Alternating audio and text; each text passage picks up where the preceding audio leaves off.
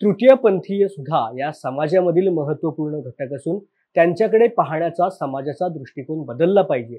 त्यांना सर्व क्षेत्रामध्ये समान आरक्षण देऊन मुख्य प्रवाहामध्ये आणण्याची मागणी बीड जिल्ह्यामधील तृतीयपंथी ज्ञानेश्वरी फड यांनी केली आहे. ज्ञानेश्वरी फड तृतीयपंथी असून तिने परभणी येथील पोलीस भरतीमध्ये मैदानी टेस्ट पार केल्यानंतर तिला लेखी परीक्षेमध्ये नाकारल्यामुळे नाराज असलेल्या ज्ञानेश्वरीने आपला संताप व्यक्त केलाय. आम्हीही एक माणूसच असून आम्हालाही समानतेची वागणूक मिळाली पाहिजे. इतर राज्यामध्ये तृतीयपंथीयांना नोकरी दिली जाते त्याप्रमाणे महाराष्ट्रात देखील ही नोकरीची तरतूद करावी. लाडकी बहीण या योजनेत समावेश करावा. एसटी बसमध्ये 50% सवलत द्यावी अशी मागणी ज्ञानेश्वरी फडीने सरकारकडे केली आहे.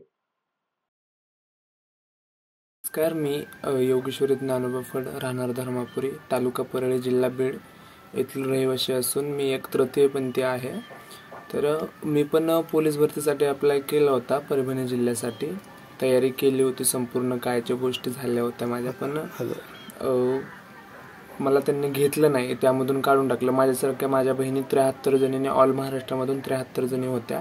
तर त्यामध्ये एक सुद्धा क्वालिफाय झाले नाही, सगळ्यांना बाद करून टाकलं. आणि मेरिट जे लावलं होतं आमचं ते जनरल मुलांमधून लावलं होतं. मग त्यावेळेस पण आम्ही आमच्या हक्काची मागणी केली होती की आम्हाला आरक्षण द्या, आणि 2019 ॲक्टनुसार तृतीयपंथींना 1% आरक्षण द्या म्हणून त्यामध्ये नमूद केलेलं आहे. तरी पण सरकारने आम्हाला आरक्षण दिलं नाही.